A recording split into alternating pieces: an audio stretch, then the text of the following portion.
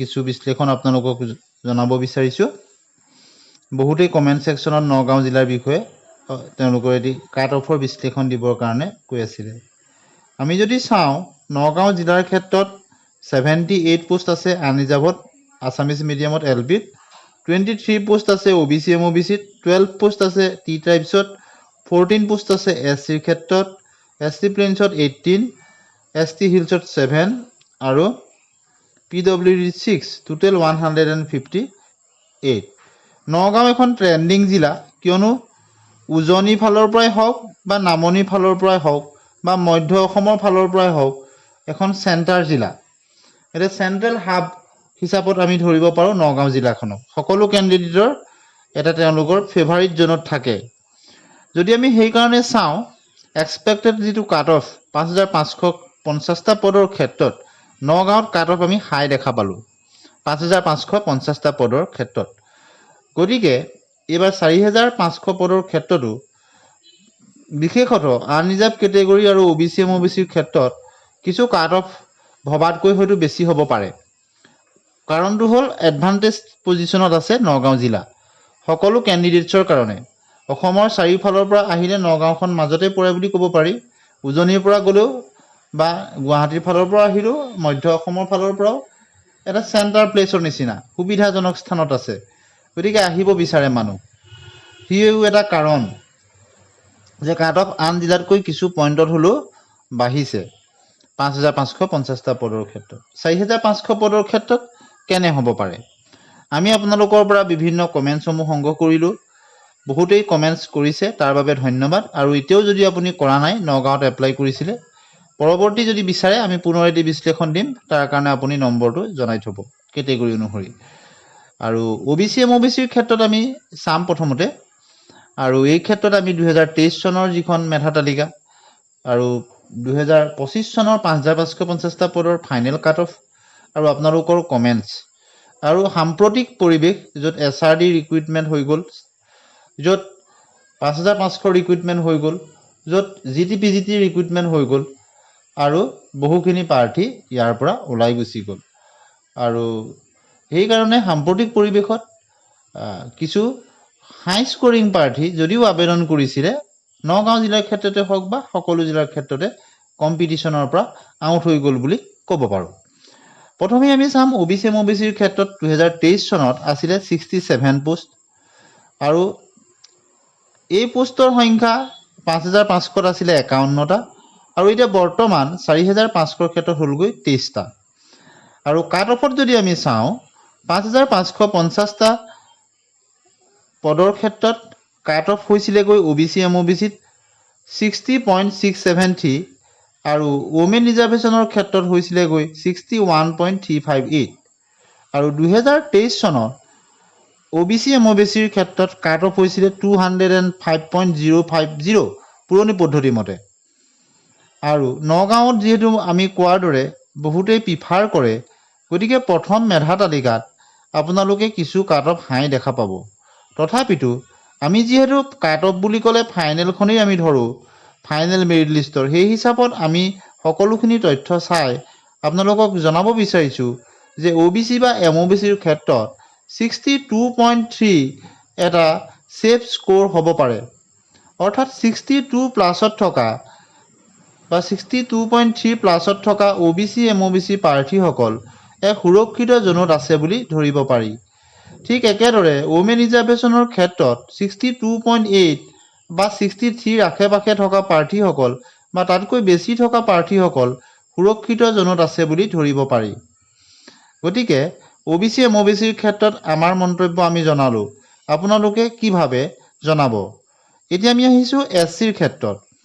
SCৰ ক্ষেত্ৰত 2023 চনত আছিলে 23 পোষ্ট আৰু একে সমান পোষ্ট থাকি 5550টা পদতো আছিলে 23টা পোষ্টেই, 23 পোষ্টেই।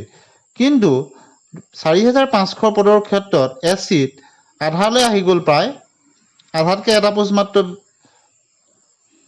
কিছু বেছি 14টা পোষ্ট আছে। গতিকে 4500ৰ ক্ষেত্ৰত SCৰ কেনে হ'ব পাৰে? 23 চনৰ ক্ষেত্ৰত যদি আমি চাওঁ, 23 চনৰ ক্ষেত্ৰত কাট অফটো আছিলে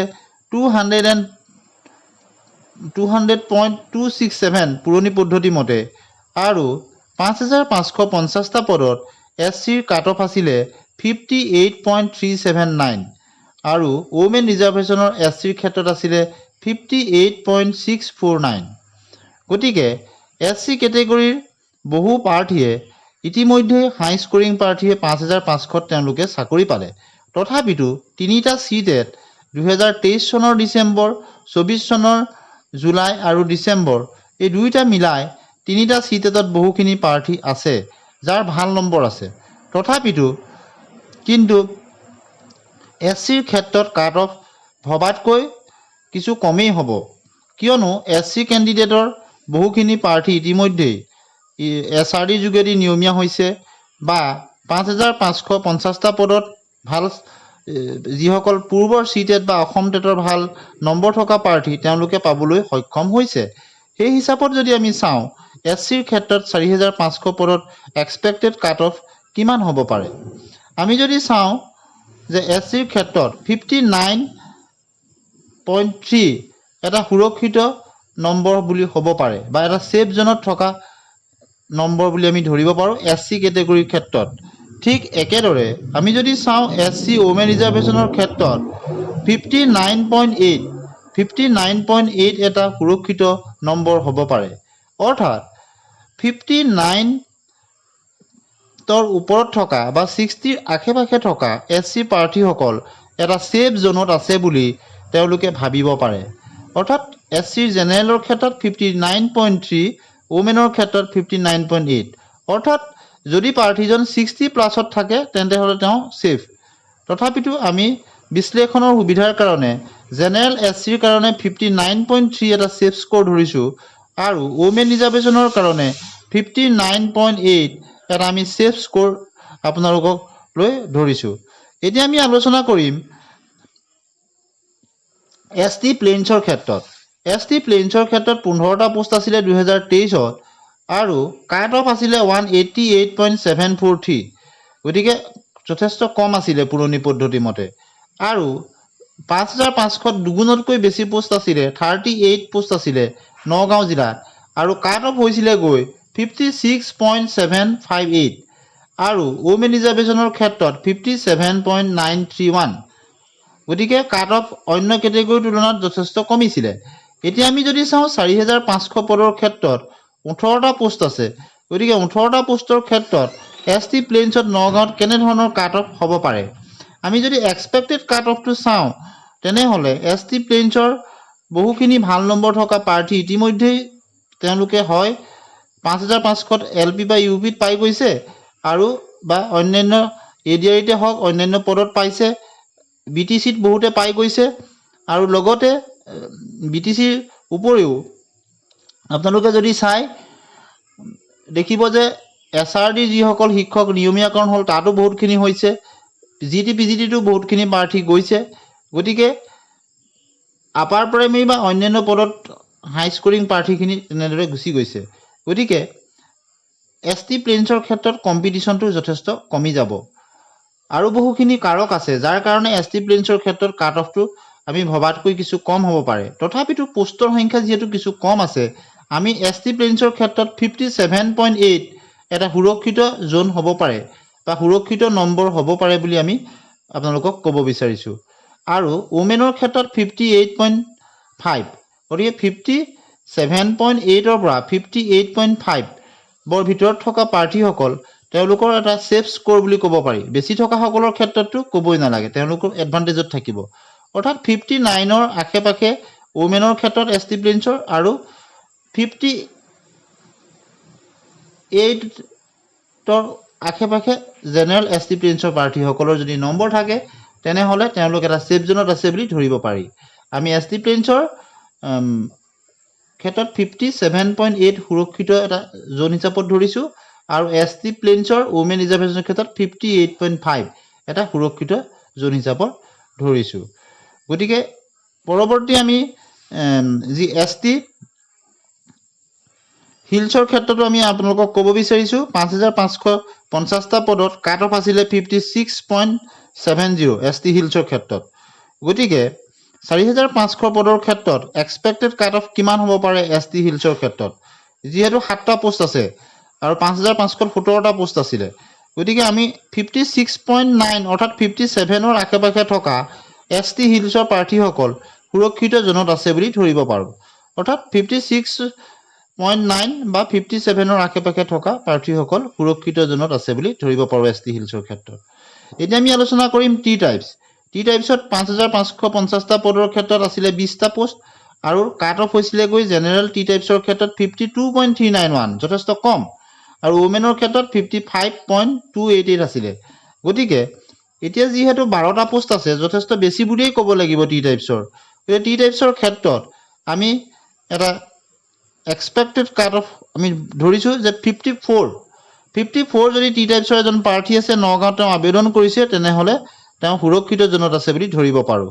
ওমেনৰ ক্ষেত্ৰত টি টাইপছৰ হয়তো 0.5 মান বাঢ়িব পাৰে অৰ্থাৎ 54.5 এটা সুৰক্ষিত জোন হ'ব পাৰে টি টাইপছৰ ক্ষেত্ৰত এতিয়া আমি আলোচনা কৰিম PWD কেণ্ডিডেটৰ ক্ষেত্ৰত PWD কেণ্ডিডেটৰ ক্ষেত্ৰত কেনে হ'ব পাৰে কাট অফ আপোনালোকে যদি চাই যে PWD কেণ্ডিডেটৰ ক্ষেত্ৰত 5500 আছিলে 53.384 আৰু আনৰিজাৰ্ভ PWD ক্ষেত্ৰত 58.073 গতিকে আমি জেনেৰেল PWD ক্ষেত্ৰত ধৰিছো যে 55 এটা সেফ জোন হ'ব পাৰে আৰু ওমেনৰ ক্ষেত্ৰত যদি থাকে হয়তো 58 এটা সুৰক্ষিত জোন হ'ব পাৰে জেনেৰেল PWD ক্ষেত্ৰত 55 এটা সেফ জোন হ'ব পাৰে গতিকে আজি এই ভিডিঅ'ত আমি নগাঁও জিলাৰ LPৰ ক্ষেত্ৰত কাট অফৰ সকলো কেটেগৰী এটি বিশ্লেষণ আপোনালোকলৈ আগবঢ়ালো ইয়াক আপোনালোকে কাট অফ বুলি নধৰি এটা প্ৰিলিমিনাৰী বিশ্লেষণ বুলি ধৰিব য'ত আমি তুলনা কৰিলো 5500 পদৰ লগত য'ত আমি তুলনা কৰিলো 2023 চনৰ পদসমূহৰ লগত আৰু 4500ৰ বৰ্তমান এপ্লিকেণ্ট সকলৰ কমেণ্টৰ ওপৰত যিখিনি আমি পাইছো আৰু বিভিন্ন ধৰণৰ গ্ৰুপছ বিলাকত বা বিভিন্ন সাৰ্ভেৰ পৰা কিছু তথ্য আমি পাইছো যি সীমিত আমাৰ তথ্য সেই তথ্যৰ ভিত্তিতে আপোনালোকলৈ কথাখিনি আগবঢ়াই দিছো আপোনালোকে আমাৰ এই বিশ্লেষণটোৰ লগত সহমত কৰে নে ইয়াত কিছু যোগ কৰিব বিচাৰে ভদ্ৰভাৱে আপোনালোকে জনাব পৰৱৰ্তী সময়ত কোনখন জিলাৰ আপোনালোকে বিশ্লেষণ বিচাৰে আপোনালোকে নিশ্চয় জনাব আপোনালোকৰ বেছিকৈ ডিমাণ্ড থকা কমেণ্টত সেই জিলাখনই আমি পৰৱৰ্তী সময়ত দিবলৈ চেষ্টা কৰিম প্ৰথমতে আমি LP সমূহ দি আছো পৰৱৰ্তী সময়ত আমি আপাৰ প্ৰাইমেৰীখিনি দিম তাৰ পিছত আমি বেংগলী মিডিয়াম বা মিডিয়াম ওয়াইজ বৰাক ভেলিৰ কাৰণে আমি দিম তাৰ পিছত হিন্দী টিচাৰৰ দিম সকলোখিনি দিবলৈ চেষ্টা কৰিম অন্তত আপোনালোকৰ কমেন্টছত যিখিনি ডিমাণ্ড আছে সকলোখিনি যাতে আমি ফুলফিল কৰিব পাৰো আৰু আপোনালোকলৈ এটা সৰু অনুৰোধ থাকিল যে আপোনালোকে যদি চেনেলটো সাবস্ক্ৰাইব কৰিছে তেনেহলে ভিডিঅ'বিলাকত আপোনালোকৰ কমেন্টসমূহ নিশ্চয় লিখিব আৰু আপোনালোকৰ মতামতসমূহ দিব আপোনালোকৰ দিহা পৰামৰ্শৰ ওপৰত ভিত্তি কৰি পৰৱৰ্তী ভিডিঅ'সমূহ আমি প্ৰস্তুত কৰিবলৈ চেষ্টা কৰিম আৰু বৰ্তমান সময়ত আপোনালোকে যি ডকুমেন্ট ভেৰিফিকেশ্যন চলি আছে যি কেইখন নটিফিকেশ্যন ওলাইছে তাৰ ওপৰতো যথেষ্ট ফোকাস কৰিব সেই সম্পৰ্কত ইতিমধ্যে আমি দুটা ভিডিঅ' দিছো য'ত আপোনালোকৰ হায়াৰ সেকেন্ডাৰী ডকুমেন্টছৰ